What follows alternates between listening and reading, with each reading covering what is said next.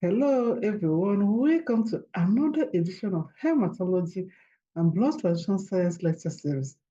This is the YouTube channel where we discuss different topics in hematology and blood transfusion science. Thank you for subscribing to our channel. Thank you for being part of what we're doing. Thank you for your feedback. That's been very, very useful. And if you have not subscribed yet, this is the right time to subscribe. My name is Dr. Ifeyinwa Maryann Okafor. Today's lecture, we will be handling anemia. We'll be talking about different types of anemia, classification of anemia, diagnosis of anemia, and of course, management of anemia. Let us go straight to today's lecture. It promises to be very, very exciting. Thank you. Learning objectives. It is expected that at the end of this lecture, you should be able to define anemia and summarize its major functional consequences. You should be able to classify anemia by both morphology and etiology, that is, underlying mechanism. You should be able to mention key laboratory tests that can be used to diagnose anemia and also interpret key laboratory data, including red blood cell indices and others, especially reticulocyte production index. You should be able to correlate common anemia types with their characteristic laboratory findings. And of course, you should know the general principle of treatment for the major categories of anemia. Let us start by defining anemia. Anemia is defined as a reduction in the hemoglobin concentration or hematocrit or red blood cell mass below normal reference value for the age, sex, or physiological state of an individual, leading to impaired oxygen delivery to the tissue. Anemia can simply be defined as a reduction in the hemoglobin concentration, hematocrit, or red blood cell mass below the normal reference value for age, sex, or physiological state of an individual, leading to impaired oxygen delivery to the tissue. Now, in hematology, most of the parameters we have in hematology are actually age, gender dependent, and in some cases, it also depends on the physiological state of an individual. So that is why we are defining anemia. And then the definition of anemia is tied to the age, sex, and the physiological state of the individual involved. And WHO defines anemia in male as hemoglobin concentration below 13 grams per dl. They define anemia in female as hemoglobin concentration below 12 grams per gl, while in children between 6 months and 5 years. Anemia was defined by WHO as hemoglobin concentration below 11 grams per gl. Then in children from 5 years to 11 years, anemia was defined as hemoglobin below 11.5 grams per gl. Before we go into classifying anemia proper, let us define key terminologies that are actually related to anemia. Number one on the list is hemoglobin. Hemoglobin is iron-containing metalloprotein that is found inside the red blood cell. Hemoglobin is actually composed of heme and globin. I have done an extensive lecture on hemoglobin synthesis. If you want to learn more about hemoglobin synthesis, you click on the link that is showing on this video right now, and then you can watch and learn more about hemoglobin synthesis. Hemoglobin composed of heme and globin. The heme part of it contains iron and protoporphyrin, while the globin part of it has 2 alpha and 2 beta chain in adult hemoglobin, that is hemoglobin A. Hemoglobin is responsible for carrying oxygen from the lungs to the body and returning carbon dioxide to be exhaled. Now, another term that we can define is hematocrit. Hematocrit is packed cell volume, and it is the percentage volume of blood that is occupied by the red blood cell. A red blood cell count is the number of red blood cells in a given volume of blood. And then erythropoiesis. Erythropoiesis is the process of red blood cell production, and this is primarily done in the bone marrow, and it is stimulated by a protein called erythropoietin, and this protein is produced in the kidney. We have another term, erythropoietin. Erythropoietin is a glycoprotein hormone produced primarily by the periturbal interstitial cells in the kidney, and it is produced in response to hypoxia. It is the key stimulator of erythropoiesis. Reticulocytes. Reticulocytes are immature enucleated red blood cells that has just been released from the bone marrow. It contains residual RNA and indicates recent bone marrow activity. Its count is a crucial marker for bone marrow response to anemia. Red cell mass. Red cell mass can be defined as the total circulating red blood cell volume, and is actually more accurate but rarely measured directly because the measurement of red cell mass requires radioisotope labeling. Anisocytosis. Anisocytosis is a variation in the size of red blood cell. Now, variation in the size of red blood cell can be big or can be small. So when red cells are bigger than what they should be, you can say they are macrocytic. When they are smaller than what they should be, you can say they are microcytic. We have another term, poikilocytosis. Poikilocytosis is a variation in the red blood cell shape, like sickle cell, spherocytes, and others. Now we have red cell distribution weight. Red cell distribution weight is just a measure of the variation in red blood cell size. It is a degree of variation in red cells, so that's a degree of anisocytosis. We have red blood cell indices.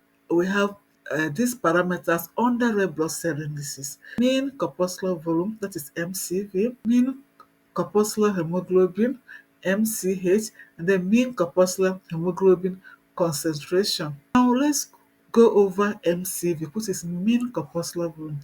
Mean corpuscular volume is the average volume of red blood cell measured in femtoliter. This mean corpuscular volume is actually the primary parameter for classifying anemias.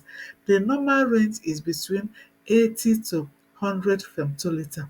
Under it, like we talked about, it said average size. What it means is that it classifies the size of the red blood cell, whether they are within the normal size or whether they are above the normal size. So we have, remember I said earlier, when the red cells are smaller than what they should be, we say they are microcytes.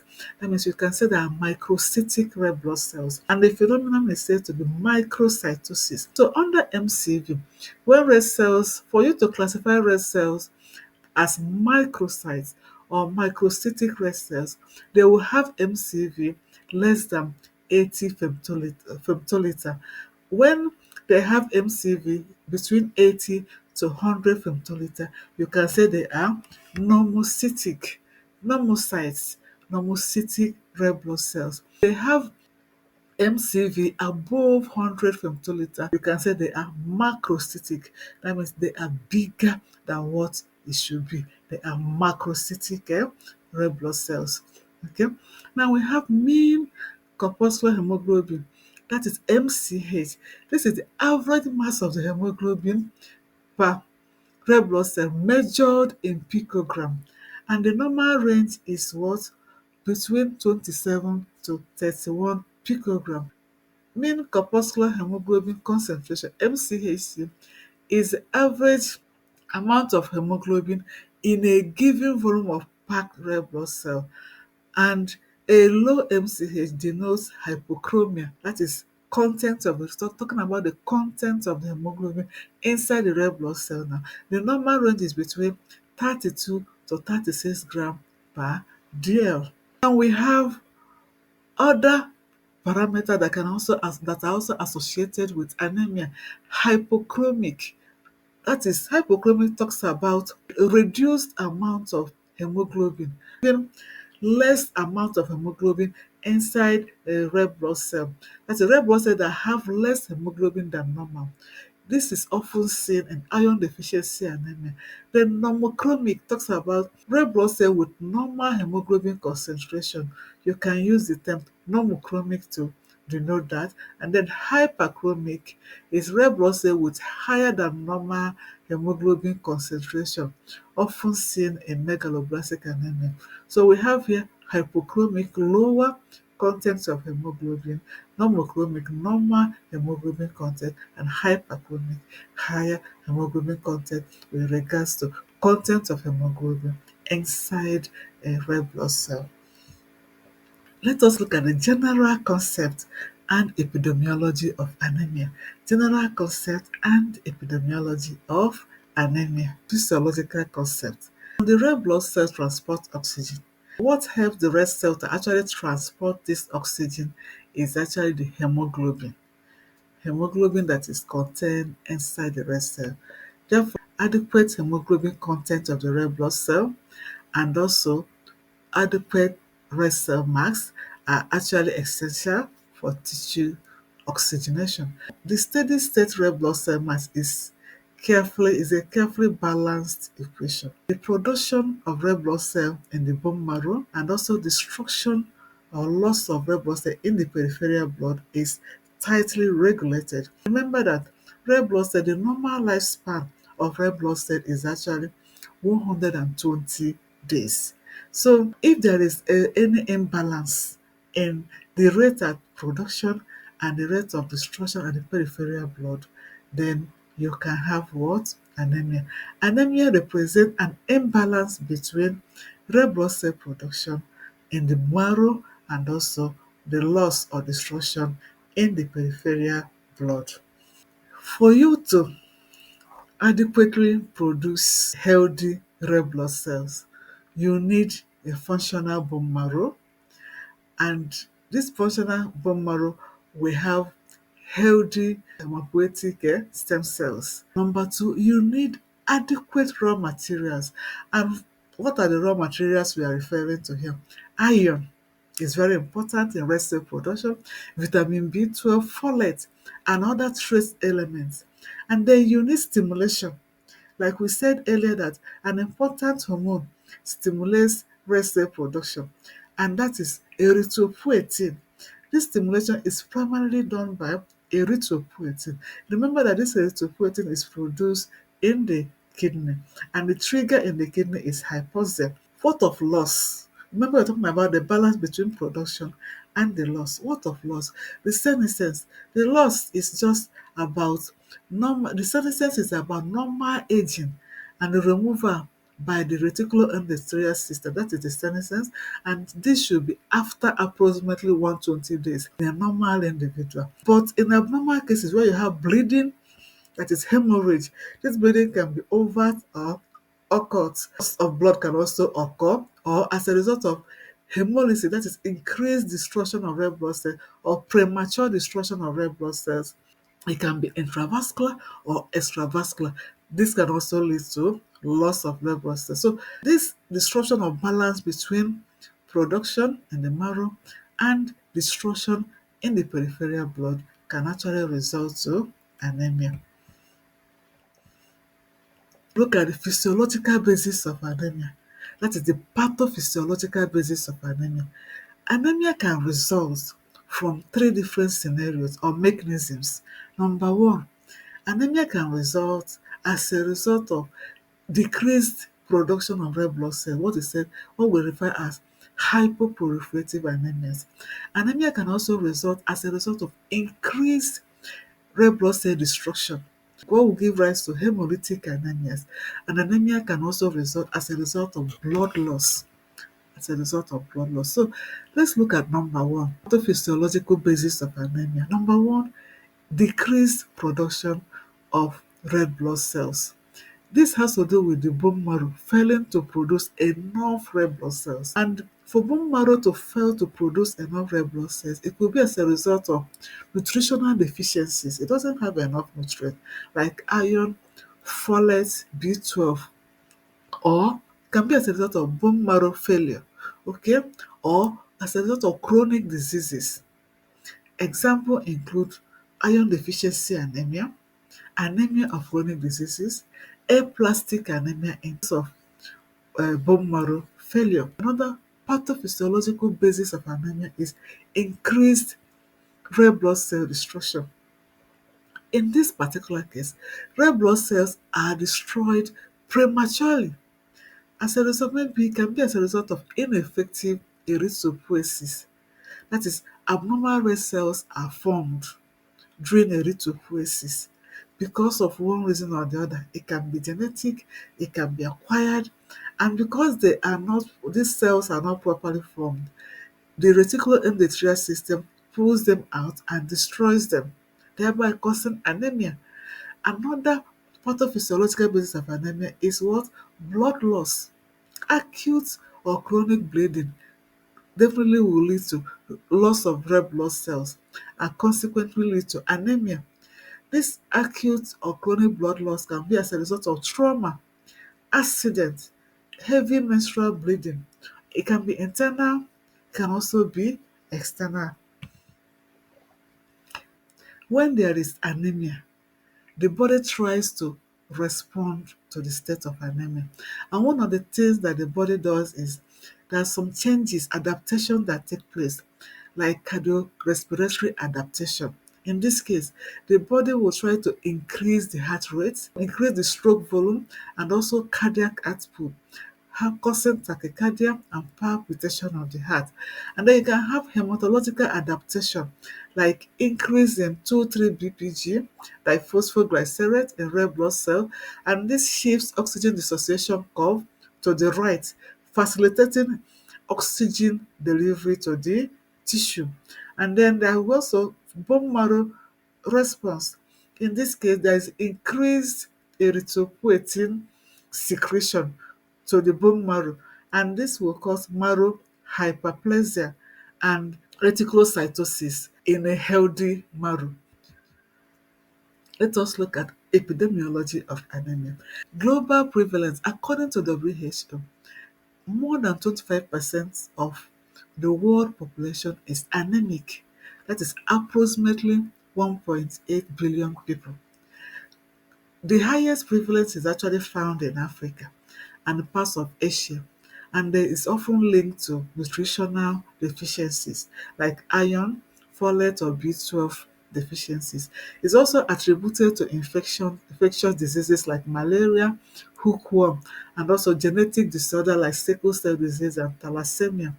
Then high prevalence is in sub-Saharan Africa. Sub-Saharan Africa have high prevalence of anemia, and this has been attributed to malaria infection, nutritional deficiencies, and infections like even hookworm infestation and hemoglobinopathies, and then maternal anemia.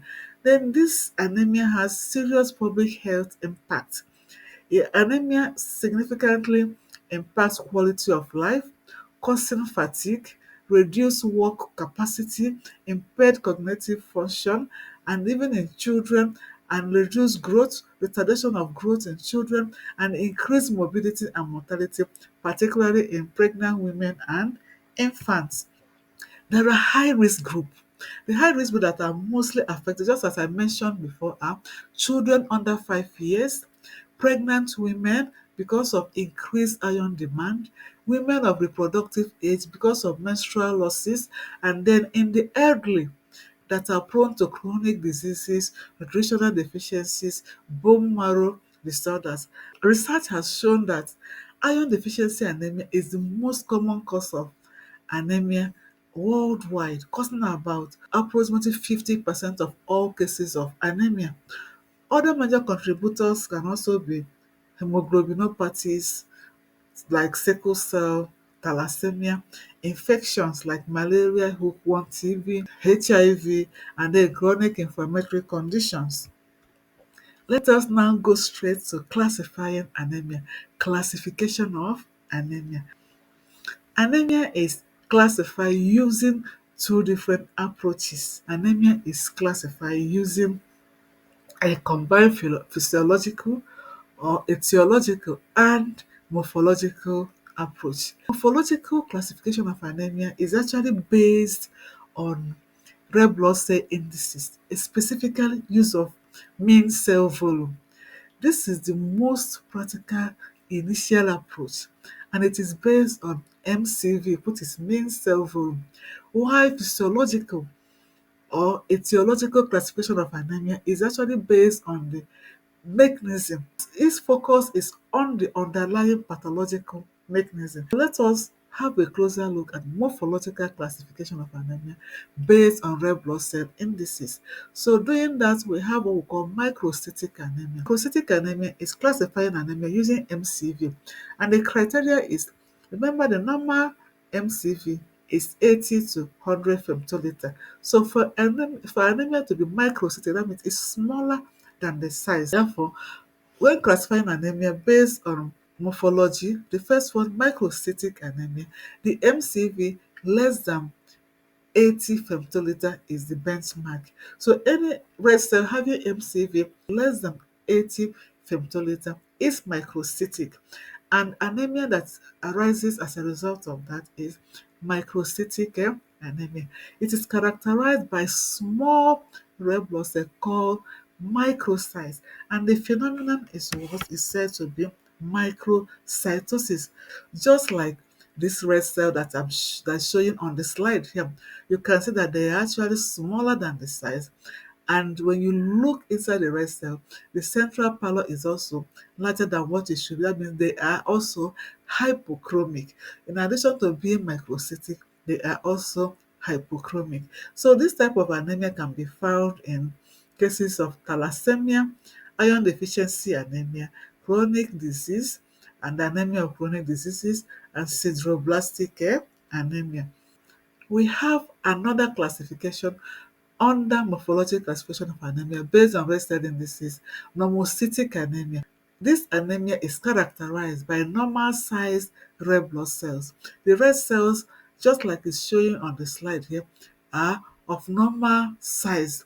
This type of anemia occurs as a result of blood loss, and then anemia that arises as a result of renal disease and aplastic anemia can be normocytic. So the second classification is what we call normocytic anemia with MCV between 80 to 100 femtoliter. The third one is what we call macrocytic anemia. Macrocytic, showing that the red cell is bigger than what it should be. So in this case, it is characterized by large red blood cells with MCV greater than 100 femtoliter. This type of anemia is mostly seen in megaloblastic anemia. Megaloblastic anemia. Megaloblastic anemia is anemia due to folate or B12 deficiency. I've actually had a detailed lecture on megaloblastic anemia. The link will be placed on top of this video right now. And then if you want to learn more about megaloblastic anemia, you click on it. I also have non-megaloblastic macrocytic anemia, those that occur as a result of alcohol abuse, liver disease, and hypothyroidism or reticulocytosis. We all know that a high reticulocyte count, example in hemolysis, can increase the average MCV in reticulocytes because reticulocytes are larger than mature red blood cells. So when you look at this slide that is showing you now, you see that the red cells are actually bigger than what should be. They are macrocytes. The phenomenon is macrocytosis. So, and you see this type of red blood cells in cases of megaloblastic anemia, which is B12 and folate deficiency. There's just another hallmark of megaloblastic anemia that is showing on this slide. This is hypersegmented neutrophil. Hypersegmented neutrophil is also another hallmark of megaloblastic anemia. Morphological classification of anemia based on red blood cell indices also involves using some terms to define the hemoglobin content of the red blood cell. And those terms are hypochromia, normochromia, hyperchromia. So when you say hypochromia, you're actually saying that the central pallor is actually bigger than what it should be, and it is mostly seen in microcytic anemias. So most times you use the two terms together, microcytic hypochromic anemia. That means showing that the red cells are smaller than size, that is microcytic, hypochromic, that the content, the hemoglobin content of the red cell is smaller than what it should be. Therefore, the central pallor is larger than what it should be. So you define that phenomenon as microcytic and hypochromic. And the anemia that results is microcytic hypochromic anemia, and it is normally seen as a part of iron deficiency anemia or thalassemia. Then we have normochromia. Normochromia refers to normal color seen in normocytic anemias. Like you can say normocytic, normochromic anemia. That means the red cell size is normal as it should be, that is between 80 and 100, and also the hemoglobin content is also normal. And we say this type of anemia is normally seen in cases of blood loss. And then hyperchromia. Hyperchromia that most times increase hemoglobin content of the red blood cell. Most times red blood cell cannot concentrate hemoglobin beyond a maximum, but a high MCHC can be seen in certain cases like cold agglutinin, spherocytosis, and also in cases of hemolysis.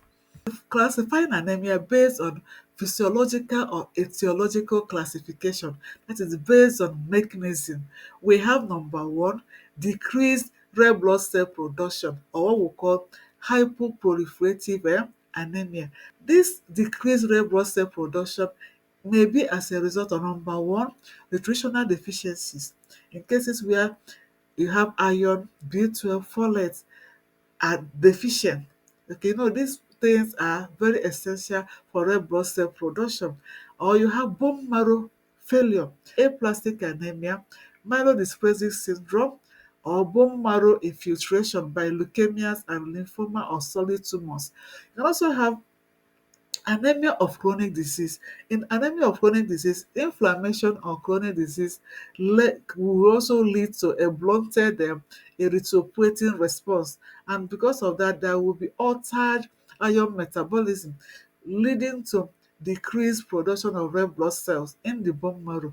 You can also have chronic kidney disease. Of course, chronic kidney disease, because erythropoietin, which is a key stimulator of erythropoiesis, is produced by the kidney. So when there is chronic kidney disease, the kidney will not be able to produce erythropoietin, and there won't be hormonal stimulation of the bone marrow to start erythropoiesis. So the bone marrow will not be able to produce red blood cell. There will be decreased red blood cell production. That is the first classification based on mechanism. Those anemia that result as a result of decreased red blood cell production. Hypoproliferative anemias, we have example like nutritional anemias. Then we have number two, increase in red blood cell destruction. Anemias that result as a result of increase in the red blood cell destruction. You can call it hemolytic anemias. The premature destruction of red blood cell before their normal 120 days lifespan will lead to this type of anemia. And it says also it can be as a result of ineffective erythropoiesis that happen in some cases like thalassemias. Thalassemia is an inherited disorder with a quantitative defect in globin 10 synthesis. And this thalassemia can lead to an imbalance in globin 10 production and the precipitation of unstable chains, causing ineffective erythropoiesis and hemolysis. Now, there are two types of thalassemia. We have alpha thalassemia, when you have defect in or deficiency in alpha globin 10 production, or you have beta thalassemia, where you have deficient beta globin 10 production. You can also have hemoglobinopathies. Hemoglobinopathy like inherited disorders with a qualitative defect in globin structure.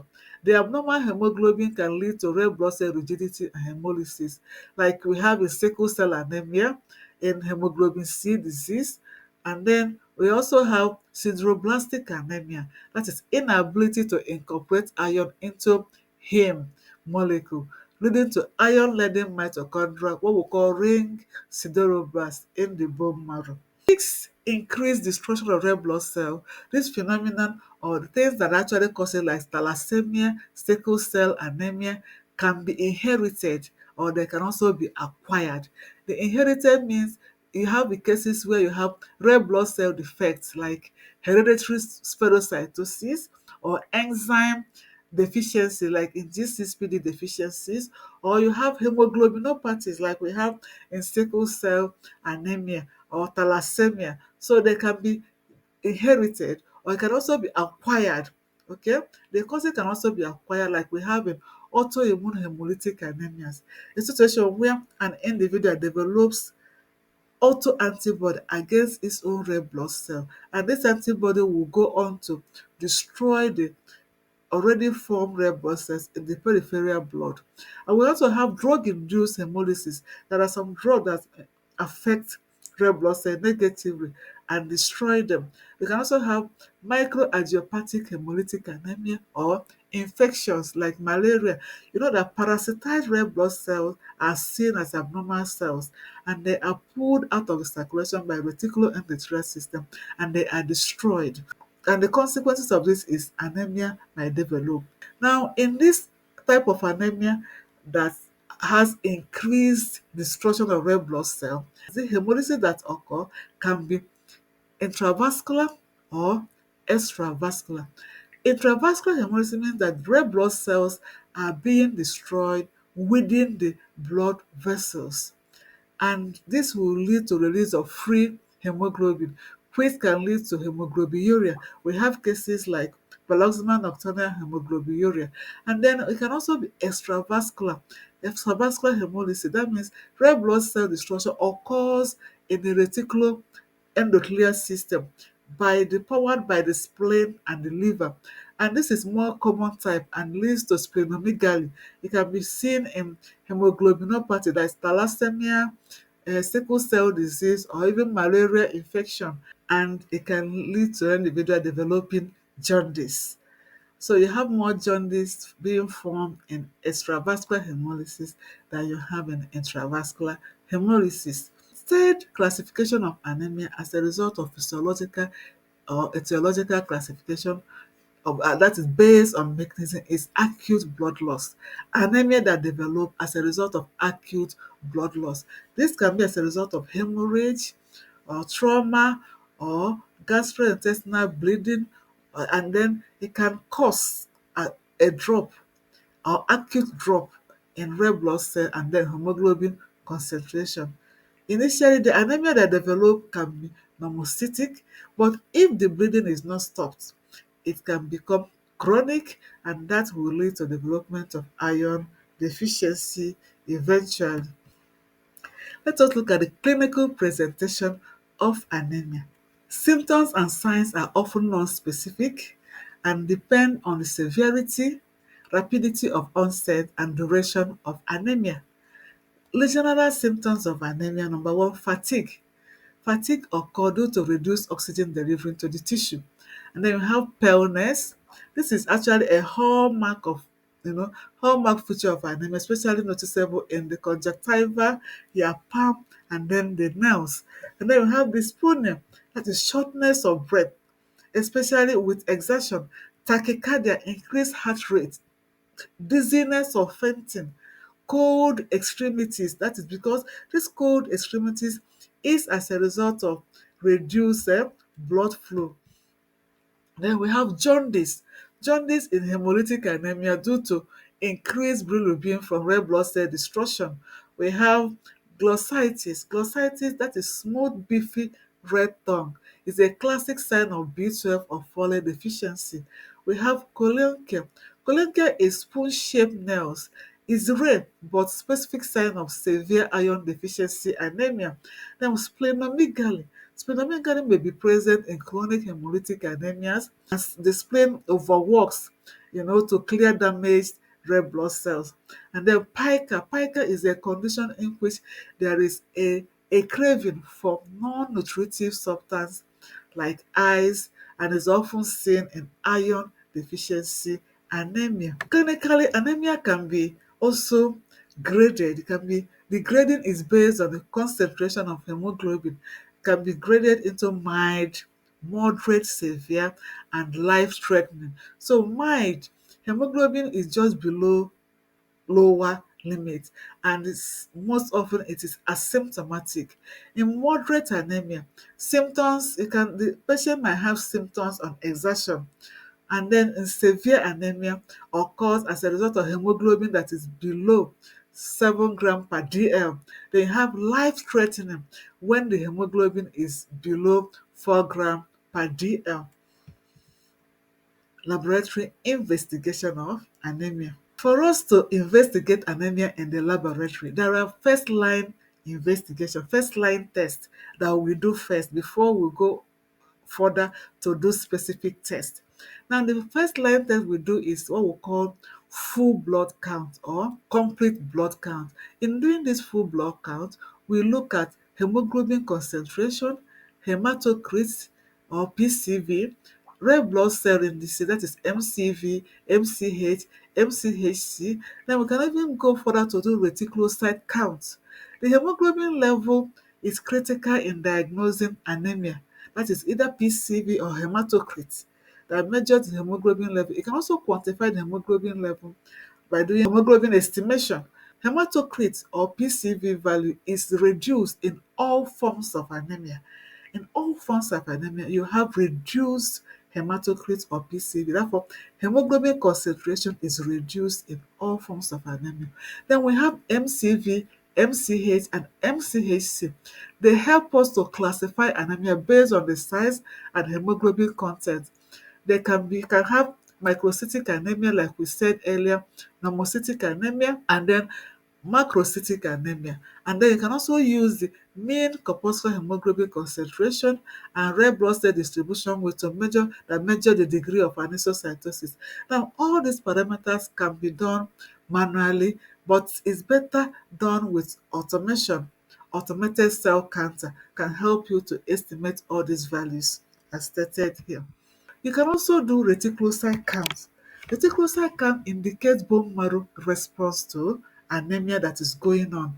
Now, high reticulocyte count shows that there is bone marrow response, and it shows the anemia might be as a result of hemolysis or blood loss, and the bone marrow is active, trying to compensate for the anemia. While low reticulocyte count shows defective production, showing that the bone marrow is not producing the red blood cells enough as when compared to the degree of anemia that is going on. It might be as a result of bone marrow failure or nutritional deficiencies. But there is another marker that is actually better than reticulocyte count in assessing anemia, and that marker is reticulocyte production index. This reticulocyte production index is a corrected reticulocyte count that provides a truer measure of effective marrow output. High reticulocyte production index above 3% indicates an appropriate compensatory response by the bone marrow and is normally seen in hemorrhage or hemolysis, while low reticulocyte production index, that is below 2%, indicates an inadequate response by the bone marrow, and this is hallmark of impaired production. Example seen in bone marrow failure and iron deficiencies. This reticulocyte production index, how do we calculate it? How can we get it? You can calculate reticulocyte production index by using this formula. Percentage, that is reticulocyte in percentage times patient hematocrit divided by normal hematocrit, all divided by maturation time. Reticulocyte percentage is the percentage reticulocyte found in the blood smear. This percentage reticulocyte you can obtain by doing a normal reticulocyte count. Remember that the test we normally use for reticulocyte count is supravital stent. You use that to do your reticulocyte count and obtain a count in percentage. You have their patient hematocrit. It's just by doing your PCV or using automation to obtain your hematocrit in percentage for your patient, and then you have the normal hematocrit. How normal hematocrit is obtained by taking the normal hematocrit of a normal individual. Remember that in hematology, our parameters are age dependent and also gender dependent. So if it's a man, we normally take typically 45% as a normal hematocrit, while a woman will take 40% as a normal hematocrit. Now, what of maturation time? Maturation time is a correction factor based on the patient's hematocrit. Let us look at step by step or how we can calculate reticulocyte production index. Step 1, what we need to do when we are calculating reticulocyte production index is number 1, to obtain the patient's values. So how do we do that? We have to do our reticulocyte count on our patients and obtain a value. Let's assume that the value that we have is 6%. Then number 2, what do we do? We do hematocrit, that is PCV, on the patient and obtain a value. Let's assume that the value we obtain on this particular patient is 25% PCV, which shows that the patient is anemic. Step 2, let us correct for anemia. In correcting for anemia, we need to calculate the corrected reticulocyte count. And how do you calculate the corrected reticulocyte count? We do that by multiplying the percentage level times patient's hematocrit divided by normal hematocrit. So, example, for a male patient, the normal hematocrit is 45, just like we said earlier. In this particular example that we are treating now, our patient has hematocrit of 25. So what do? We divide 25 over 45 and we have 0.56. Now this 0.56, we will multiply it by reticulocyte count, which is 6%, and then we have 3.3%. Now we go to step 3. The step 3 is to correct for premature release. This is a place where we can now apply the maturation time factor. This step adjusts for the prolonged maturation time of shift of reticulocytes, and the maturation correction factor depends on the hematocrit. This table you are seeing here is a standard table. It's the table that tells you the patient, it groups hematocrit values of patient, the normal hematocrit values of patient, and also give the normal what the maturation time should be. So you can see on the table from 35 to 45, the maturation time in days is 1. While from 26 to 35, you have 1.5. From 16 to 25, you have 2.0, while less than 15 has a maturation time of 2.5 days. So what do? You just come to the table and find out where your patient falls. Remember, the hematocrit of our patient, the patient that we are handling today, is 25. So looking at this table now, our patient falls between 16 to 25. So the maturation time for our patient is what? 2.0. So we now take the 2.0 and go back, and we've already calculated corrected retics count, and then we have corrected retics count over maturation time will give us the reticulocyte production index. So let us now insert what we have. The corrected retics time we calculated earlier was 3.3%. We divide it by 2.0, which is the maturation time that we have obtained from the table. The answer is 1.65. For this particular patient that has reticulocyte of 6%, the reticulocyte production index is 1.65. Let's see how we can interpret the results. The reticulocyte production index tells us if the bone marrow is responding appropriately to the anemia. The reticulocyte production index that is above 2.0 shows adequate response. This indicates that the bone marrow is working correctly and producing enough new red blood cells to compensate for the loss or destruction. This is typically seen in hemolytic anemias or following blood loss. The reticulocyte production index that is below 2.0 shows inadequate response, and this indicates the bone marrow is not responding sufficiently. This is typical in iron deficiency anemia, vitamin B12 and folate deficiency, pernicious anemia, even in bone marrow failures. In the example that we use now, remember what we calculated as our reticulocyte production index is 1.65, and what we calculated as reticulocyte count is 6%. The bone marrow response is inadequate going by the reticulocyte production index, which is 1.65. It is below 2%. Therefore, it shows that the bone marrow's response to the state of anemia going on is inadequate. And when you compare it to the reticulocyte count of 6% that was initially obtained, reticulocyte count of 6% looks excellent, but after correction for the severity of the anemia and the prolonged maturation time, the reticulocyte production index reveals that the bone marrow is not actually producing new cells as robustly as it should have done, showing that the response to anemia is actually not adequate in this particular case. Why is reticulocyte production index needed? A standard reticulocyte count can be misleading in anemic patients. This is due to two key reasons. Number one, hemodilution.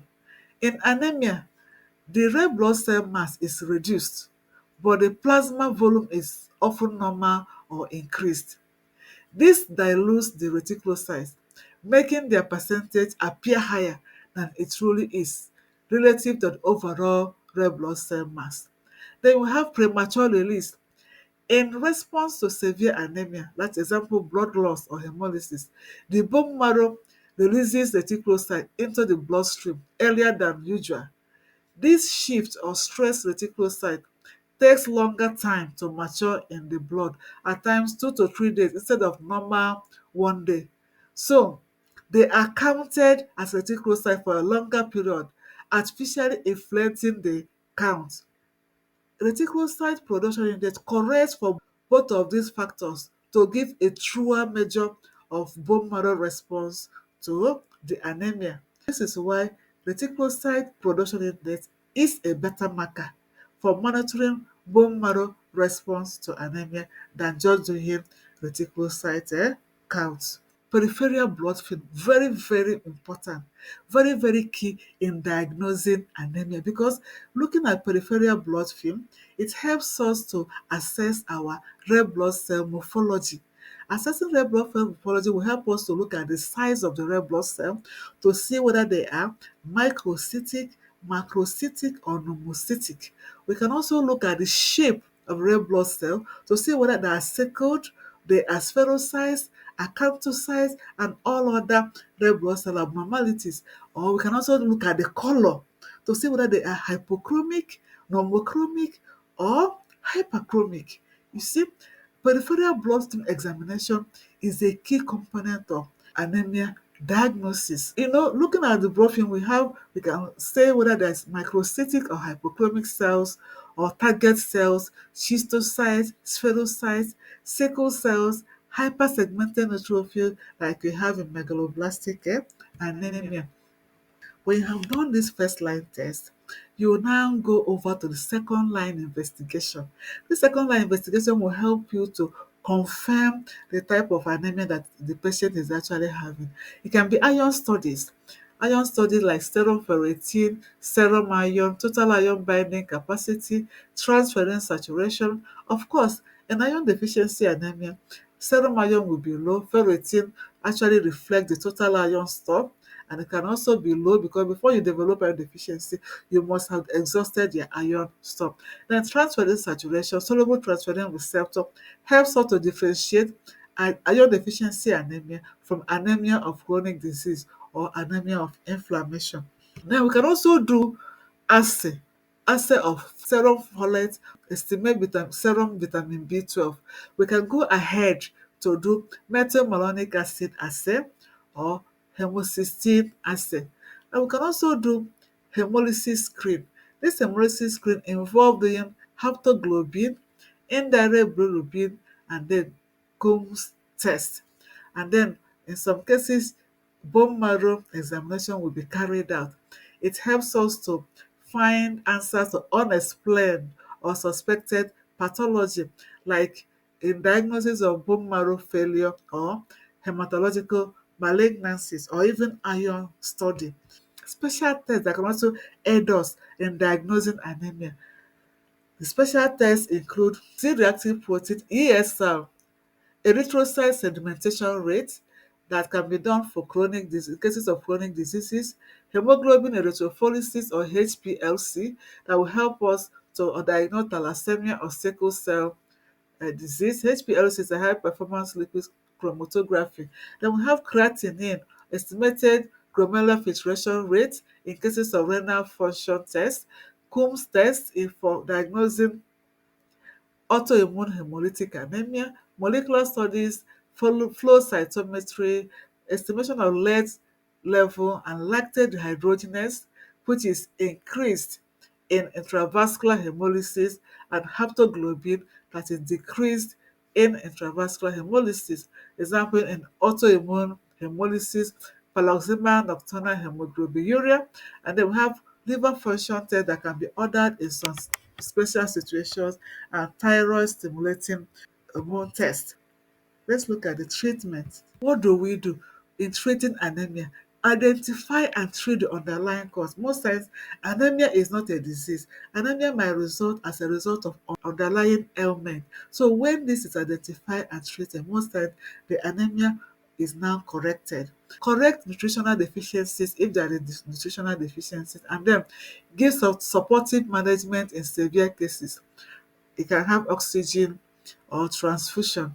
Then iron deficiency anemia, oral iron supplements can be given, IV iron can be given in severe cases, and then dietary advice to increase intake of iron-rich food like red meat and others can also be given. And then you have in vitamin B12 for folate deficiency, B12 supplementation, oral or intramuscular, folate supplementation, and also dietary advice to increase the intake of B12 and folate-rich food. In thalassemia, blood transfusion is mostly used in severe cases, and then iron chelation when there is iron overload, hematopoietic stem cell transplant in selected patients. And then in sickle cell disease, have the use of hydroxyurea to increase the fetal hemoglobin production, blood transfusion for severe cases, people that need it, and then pain management during sickle cell crisis, hematopoietic stem cell transplant in selected patients. And then we have aplastic anemia. Aplastic anemia treatment involve use of immunosuppressive therapy, and also in some cases hematopoietic stem cell transplant. Anemia of chronic diseases involve treating the underlying inflammatory condition, and also in severe cases, erythropoietin stimulating agents may be used. And then we have hemolytic anemias. Hemolytic anemia treatment depends on the cause. Immunosuppressive therapy, steroids in autoimmune hemolytic anemia, or splenectomy for severe hereditary spherocytosis. Then we have blood transfusion can also be used as part of the treatment, but it is a life-saving procedure, but it is not treatment for underlying cause of anemia. It is indicated in symptomatic anemia, to rapidly restore oxygen carrying capacity in patients with severe symptoms. Example, angina, heart failure, or dyspnea at rest. Then we have in cases like acute severe hemorrhage, people that have lost a lot of blood, to immediately replace the lost volume of blood or red blood cell. And then in certain chronic anemias like thalassemia major, it is part of long-term management to suppress ineffective erythropoiesis. But remember that blood transfusion, it is not a treatment for underlying cause of anemia. It is just a life-saving procedure. And the indication of blood transfusion is based on the patient's clinical status, not only on the single hemoglobin threshold. Now, a restrictive transfusion threshold that is below for patients that have hemoglobin below 7 grams per day, that is, patients that are having severe anemia, is generally preferred in stable, non-bleeding patients. But a hemoglobin between 7 to 8 gram per dl is often a trigger in asymptomatic patients, but comorbidity, example cardiac disease, may necessitate a higher threshold, giving transfusion in a patient that have about 8 to 10 gram per dl. Then transfusion principle. Remember, transfusion in severe anemia, packed cell packed red blood cell, not whole blood, is mostly what the patient needs. Okay, and then blood should be properly cross-matched, screened for both ABO, RH, and also antibody screening. And then transfusion should be slowly. 1 unit of blood should be given over 2 to 4 hours in an adult, and also the patient should be thoroughly monitored during the process of transfusion. Complication might arise as a result of blood transfusion. There's also use of special products like glucose-repeated products or irradiated products to also prevent transfusion-associated graft versus host disease in immunocompromised patients. Thank you very much. These are my references. These are my references. Thank you very much. I hope that you have learned something today. Thank you. Please keep a date with us as we'll try to bring you another exciting topic next time. Thank you. Bye bye.